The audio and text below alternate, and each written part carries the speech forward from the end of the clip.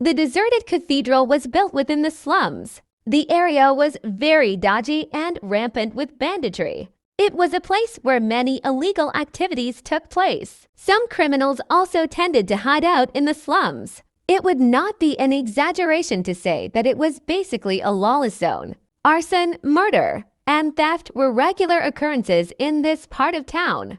It was an area where regular people dared not set foot in. For Dustin to drive into the slum without a care in the world, it was obvious that he didn't know how things worked around here. Many eyes were on him the moment he showed up, viewing him as a potential victim. It was always easy to enter the slum, but the same couldn't be said when they wanted to leave the place. It wasn't every day that they had an unsuspecting prey chance upon the place. Some underground gangs were already dying to pounce on him. Dustin paid no attention to the malicious gazes on him. Instead, he drove straight to the entrance of the deserted cathedral. It was located right in the middle of the slum. While it used to teem with believers, it was now abandoned. The only good thing about it was its strategic location, so some gangs liked gathering there. As time went on, it started to become a central location within the slum where only prominent figures of the slum could enter and leave as they wished. "Hey, what are you doing here?" Dustin had just gotten out of his car when he was blocked by two men with full tattoo sleeves. "I'm here to meet someone," Dustin answered coldly. "We need to run a body check on you," the two men said before promptly patting Dustin down. He did not resist their actions and simply stood there cooperatively without moving. He wasn't going to do anything rash without ensuring Lana's safety. "All right, go on in." After checking Dustin and making sure that he didn't have any weapons on him, the two men stood aside and let him in. Dustin said nothing and entered the cathedral. In the cathedral, a burly man with unkempt stubble sat topless at a table. He had a bunch of lackeys around him, and they were enjoying a huge feast of roasted lamb. There were also all sorts of alcohol on the table.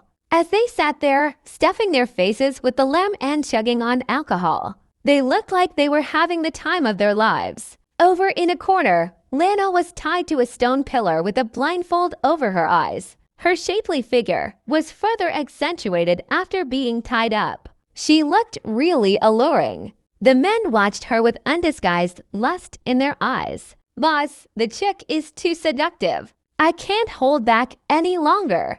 Can I please have some fun with her already?" A bald man groped at his crotch with an evil grin. He kept running his eyes over Lana's body lecherously. "I haven't even laid hands on her yet. Why are you so impatient?" The stubbled man snapped. "It's urgent, boss. I haven't had a release in a long time. If you let me have my way with her, I won't take my pay this time," the bald man said eagerly. "Oh, do you mean it?" The stubbled man raised a brow. The hostage was worth a lot, and the person who had hired them was generous too. Hence, they were likely to each get at least several $100,000 for this job. The rascal was giving up a lot, paying hundreds of thousands to have his way with a woman. I mean every word. "We've got so many witnesses here. I can't possibly go back on my word, can I?" The bald man grabbed at his crotch yet again, appearing extremely restless. It was a once-in-a-lifetime chance to meet someone as gorgeous as Lana. He wouldn't even mind giving half his life away if he could have her, much less just spend a little fortune on her. "All right then, I guess you're really desperate. I'll let you have your fun first, but remember, don't injure her in any way. That way, I can sell her off again for a good price," the stubbled man instructed. "No problem." The bald man grinned and quickly made his way over to Lana. As he walked, he hastily removed his clothes. In no time at all, he was all naked. "I'm here, honey." The bald man stood before Lana and towered over her. Then he gave a forceful tug on the hem of her dress. With a loud rip, most of the dress was torn off, revealing Lana's fair, slender legs and lace underwear. "What are you doing? Stop it." Lana, who was still blindfolded, was flustered. She immediately began threatening the man. "I am a Cameron. If you touch me, the Cameron family will never let you off. Haha, the Cameron family.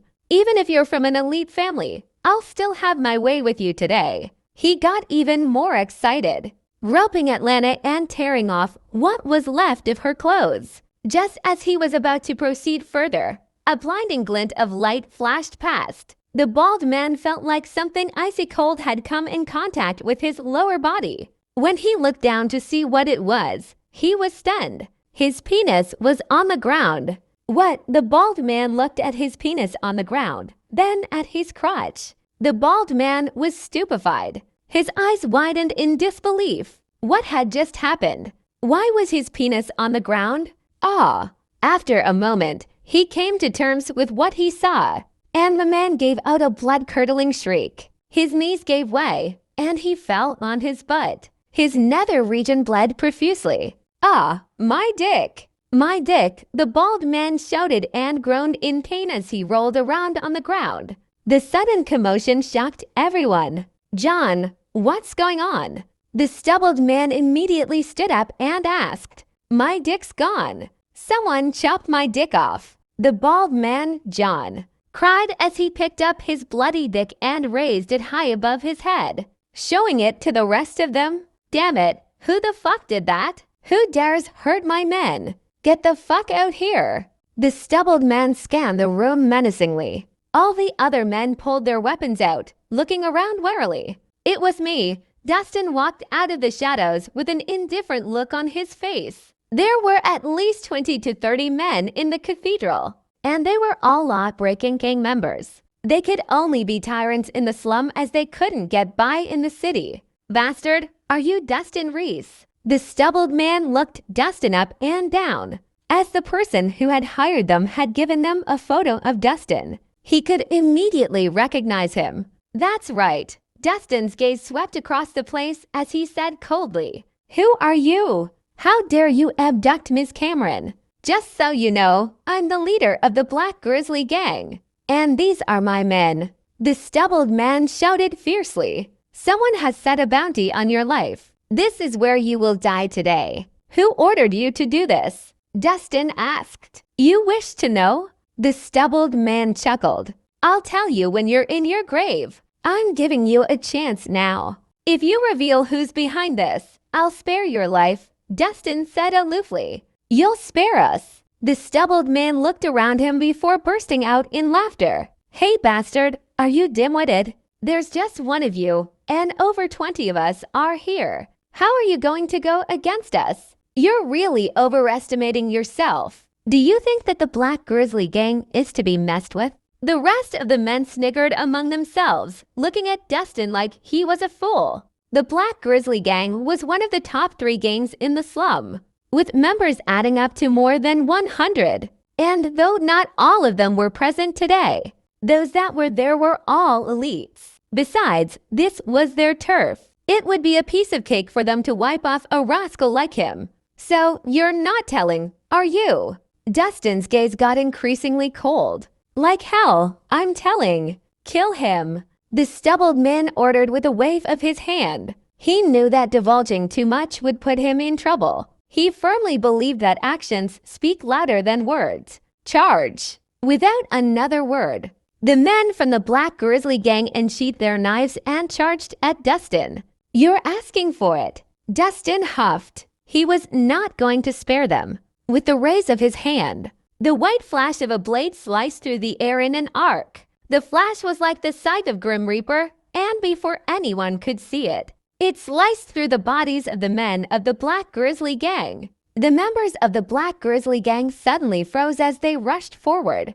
It was as if they had been turned into stones. Soon, explosions could be heard, and all the members of the Black Grizzly Gang started, swelling like balloons, and exploded one by one. All of a sudden, severed limbs flew, and fresh blood splashed everywhere. It was a bloody mess in the deserted cathedral. What? The stubbled man was stunned beyond words. The cigarette between his lips fell to the bloody ground.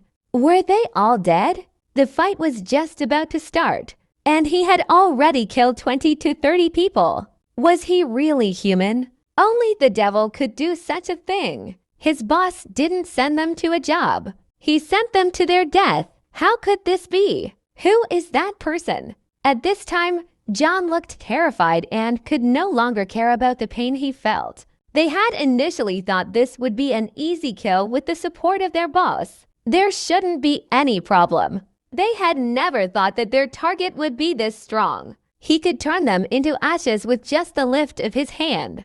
It was truly terrifying. Severed limbs were scattered across the floor of the deserted cathedral, and its walls were painted with blood. However, Dustin stood at the entrance, his clothes still as white as snow. His cold eyes gazed at them emotionlessly, like a higher being looking down upon lower life forms. "It's your turn now." Dustin slowly turned and looked straight at the stubbled man. The man trembled and staggered backward, terrified. "Why you? Stay away from me. If you dare to get any closer, I'll kill her." As he spoke, he took out a knife and held it against Lana's neck. The stubbled man felt more confident with the hostage in his hand. Dustin didn't answer him. Instead, with a swing of his arm, there was another flash of bright white light. Suddenly, the stubbled man's arm was severed. His arm fell to the ground, still holding his knife. After he recovered from the shock, the stubbled man hugged his severed arm and wailed painfully. All his threats sounded like a joke before this skilled fighter. "I'll give both of you another chance. The person who answers first will live. If not, you'll end up like these corpses on the ground." Dustin glanced coldly at John and the stubbled man. The men looked at each other nervously. "I'll ask again, who ordered you to kidnap Miss Cameron? And who planned all this?" Dustin questioned in a chilly tone. Both of them fell silent when they heard Dustin's question. Their boss was very powerful, and they would certainly be in trouble if they betrayed him. But of course, they weren't sure if Dustin would keep to his words. "John, don't be fooled by him. He might not let us go even if we told him.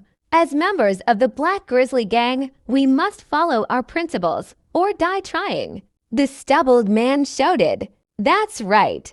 Death is nothing. Kill me if you can. I'll go down in history anyway." John was moved by the other man's loyalty and looked ready to accept his fate. "If you don't want to tell me, then die." Dustin didn't want to waste time and was about to kill them. "Hold on." The stubbled man trembled in fear. He immediately yielded and said, I'll tell you everything. Scott Mosey hired us to do all this. We were just following orders. Please spare me." What? John was dumbfounded at that. After all that, he was the butt of the joke. John felt like thousands of wild horses were trampling his heart as he watched his leader surrender. Didn't he say they would rather die than disgrace the gang's principles? Didn't he say they'd die trying? Did he just fucking change his mind in a blink of an eye? Now that he could live, what would happen to him? "Hey, didn't you say we'd die together? Why did you suddenly change your mind?" John was shocked. "Hey man, don't blame me. I have a family to feed. I can't die yet. Besides, you're already infertile. There isn't a purpose to your life anymore. I'll take care of your siblings for you. You may leave in peace," the stubbled man said compassionately. "You asshole. You've betrayed our gang's principles. You should fucking die." John was furious as he unsheathed his knife and attempted to stab the stubbled man. The stubbled man quickly reacted as he picked up a brick from the floor and aimed straight at John's head. Bam! It was a muted but sickening sound. The brick broke into pieces, and John's head fractured.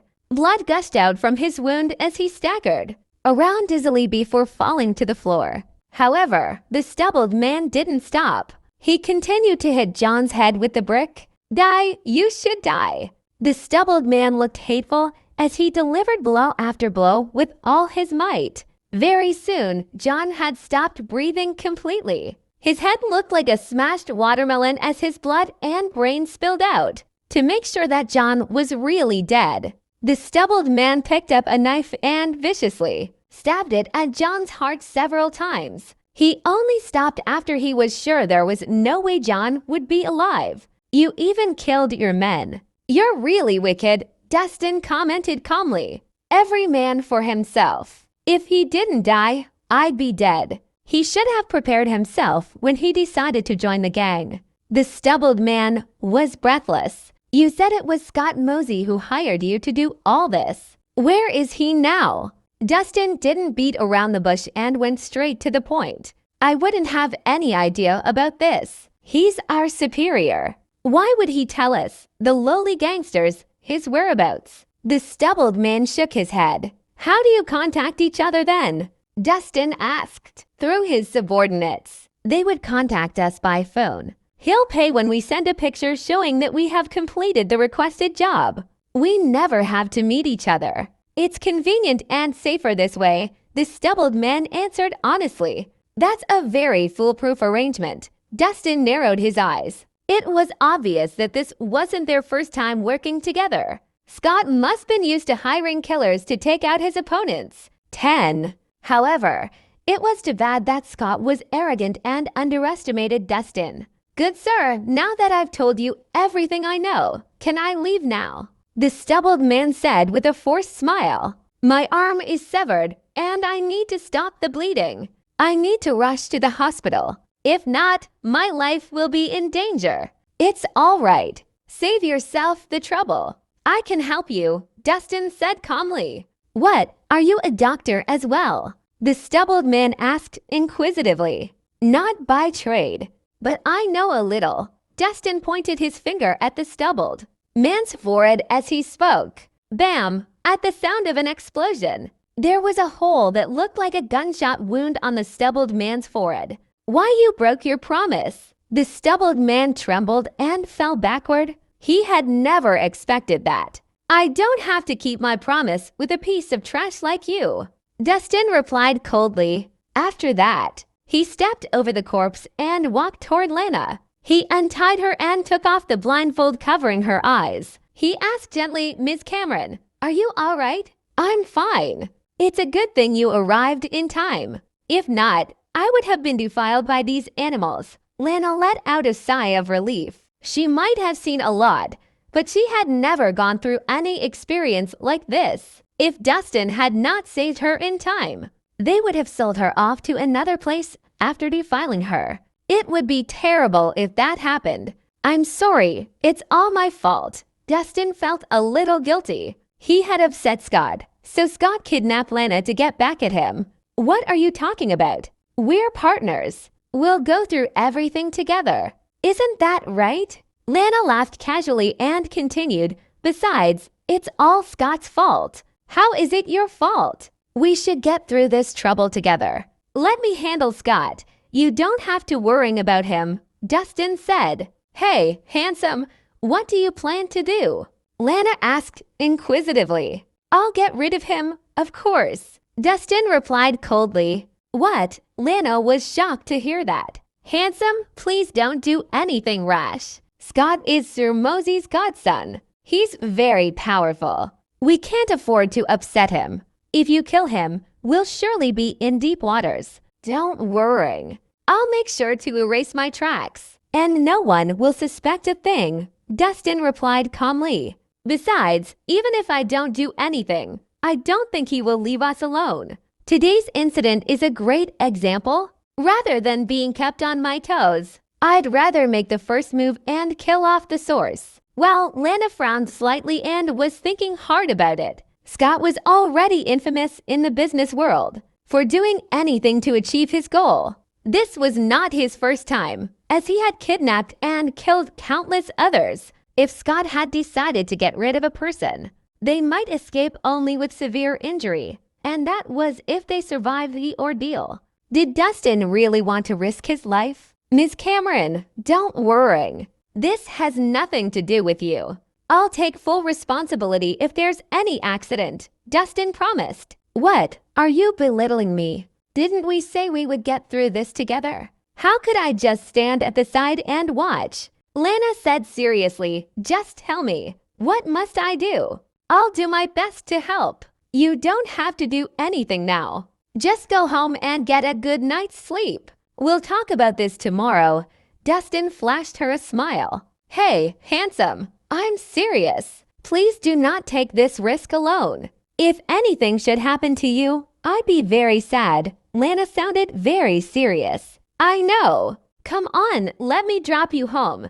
Dustin smiled lightly and didn't say anything else. He helped Lana get up, and they left the deserted cathedral together. At this moment, there was already a crowd outside the cathedral. They were stunned to see Dustin walking out unscathed. They immediately made way for him. The crowd knew very well that the Black Grizzly Gang was here for business today, as they had gathered all their best fighters to ambush their target. When they heard people screaming inside the cathedral, they knew something had gone wrong. No one had expected that Dustin, the Black Grizzly Gang's target, would be the one walking out from the cathedral. There was only one possible explanation for this. It would mean that the Black Grizzly Gang had been annihilated. One person demolished the whole gang all by himself. Who would dare to upset a person as strong as Dustin?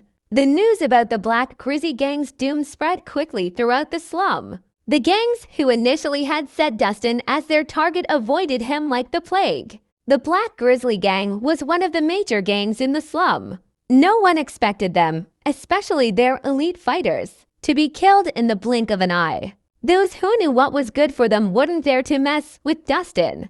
With Lana by his side, Dustin drove out of the slum without any trouble. The story of the mighty warrior began to spread in the slum. After half an hour, they arrived at the entrance of Lana's private mansion. Hey, handsome, do you want to come in for a while? As Lana got out of the car, she invited Dustin in with a smile. Her dress was torn. Her tattered clothes revealed her fair legs and sexy body. Thanks, but no thanks. It's already late. You should get some rest. Dustin rejected politely. Handsome, I'm a little scared to be alone now. How about you stay here with me for tonight? If a bad guy comes again, you can protect me better. How's that? Lana gave him another excuse. If you're afraid, I can send a couple of bodyguards to stand guard in front of your house. It's safer this way, Dustin replied. I trust you more than anyone else. Lana looked a little disenchanted as she continued.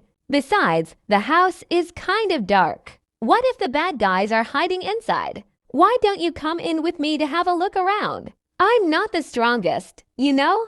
Are you afraid that I'll eat you alive? Well, Dustin was put on the spot. In the end, he nodded reluctantly. All right then, I'll go in with you and have a look around. You've made the right decision. Welcome to my humble home. Lana gave him a sweet smile and opened the door happily as she invited Dustin into her mansion. The interior decoration of the house looked refreshing, with pastel colors as the main theme. It exuded the vibe of a youthful lady as dolls and soft toys were in every corner of the house. There was also a shelf full of precious figurines. Dustin was quite surprised to see the decoration. On any normal day, Lana had always exuded the vibe of a mature woman. He had no idea she was such a girlish and fun lady at heart. It was such a huge difference from her usual self. I don't normally stay here. That's why it's a little messy. Hey, handsome, make yourself at home. I'm going to shower and change into something else. Lana walked up the stairs right away after informing Dustin. Dustin didn't stay idle. He went around the mansion to make sure that everything was all right. He feared Scott would keep a trick or two up his sleeves and kidnap Lana again.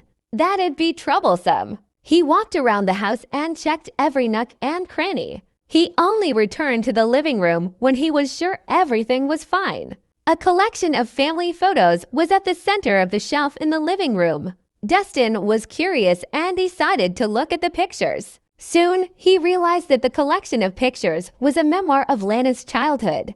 The family had pictures together from when Lana was a baby until she graduated from college. It was obvious that Lana was beautiful since young. Of course, she took after her mother's good looks. The three of them looked jovial with their smiling faces. They were a blissfully happy family. However, this bliss only lasted till Lana was 18 years old. There were only two people in the family photo after that. Only Lana and her father, Mateo Cameron, were in the photo. Her mother was no longer in the frame. There were only two possible explanations for this. It was either her mother passed away or her parents divorced. What are you looking at? With rollers in her wet hair, Lana walked down the stairs slowly, wearing a silky pink nightgown. When she saw Dustin looking at the pictures, she smiled slightly and said, "There's nothing to see here as they are all old pictures. I was very young then and wasn't the most eye-catching." "You look pretty even when you were young," Dustin praised politely. Even though Lana captured everyone's attention now, she was obviously eye-catching since she was young. Well, the past is the past. Lana opened her fridge, turned around to look at Dustin, and asked, "Hey, handsome, what do you want to drink?" "I'm good with anything," Dustin replied. "All right then." Lana took out a dozen cans of beer and put them on the coffee table. She also put some snacks on the table to go with the beer. "Here's to us." Lana opened two cans of chilled beer and gave one to Dustin. After they chinked cans, they started drinking happily. "This feels great." Lana downed half a can of beer in one go. She smiled happily as her eyes crinkled in joy. The pleasure of having chilled beer on a hot summer's evening was beyond description. "Hey, handsome, what do you think of me?" Lana drank and asked with a smile. "A kind beauty." Dustin gave her a simple answer. They had worked together seamlessly since they got to know each other. Lana might appear to be fickle-minded, but she had never disappointed them. The most important point was that she had always treated him sincerely like a friend. Based on that alone, he thought their friendship was important. "Haha, your comment is pretty accurate. I thought you might think of me as a promiscuous woman." Lana smiled coyly. "Rumors aren't always true. I rather trust what I see." Dustin smiled. "You know me best, handsome. Here, let's drink." Lana picked up her can of beer, chinked with Dustin's can, and sighed. "About those rumors, it's mixed with the truth. Many say that I'm a promiscuous woman and that I like having boy toys around me. I'll never admit that I'm a promiscuous person, but I'll admit that I have quite a few boy toys." What? Dustin was taken aback. He didn't know how to react to what Lana said. "Are you very shocked?" Lana cocked her beautiful brows and laughed. "It's not that I have a freaky hobby or anything. The only reason I keep a few boy toys is to maintain a bad reputation." "What do you mean?" Dustin's interest was piqued. He thought all women would prioritize their reputation. Why would Lana ruin her own reputation on purpose? "I'm a woman and a pretty one at that. Life isn't always rosy, especially for a woman from a reputable family like me. When I reached a marriageable age, I automatically became a pawn for my family for convenient marriage. 3 years ago, when my family decided to expand their business, they wanted to marry me off to the Killian family. The person that I was going to marry was an infamous psychopath. Every woman that he'd been with would be tortured mercilessly. Some even almost died. I rejected the marriage proposal at first. However, personal preference was nothing compared to the benefit the marriage would bring the family. It didn't matter if they knew that the Killian guy was an asshole. The elders in the family still agreed to the marriage for the family's prosperity. Even my father couldn't stop them. I had no options other than dragging my reputation through the mud. I had to become promiscuous, and I had to make others think of me as a loose woman. The Killian family then called off the marriage to protect their reputation. I escaped a bad marriage thanks to my bad reputation. This is why people talk badly about me and my bad reputation." Lana spoke in detail about her past as she drank. She had never had a heart talk with anyone. Dustin was her first. She had no idea why she didn't want Dustin to misunderstand her. She didn't like the idea of Dustin keeping a distance from her, nor did she want him to hold any grudges against her. Could it be that she was falling for him? While listening to Lana's story, Dustin couldn't help but be astonished. Despite their privileged lives, some daughters of wealthy families still had to contribute value to their families. Either they excelled in business, continuously earning profits for the family, or were strikingly beautiful, securing benefits through an arranged marriage. Women like Lana, both beautiful and outstanding, were crucial pawns for their families to climb the social ladder. Therefore, she couldn't decide her marriage on her own.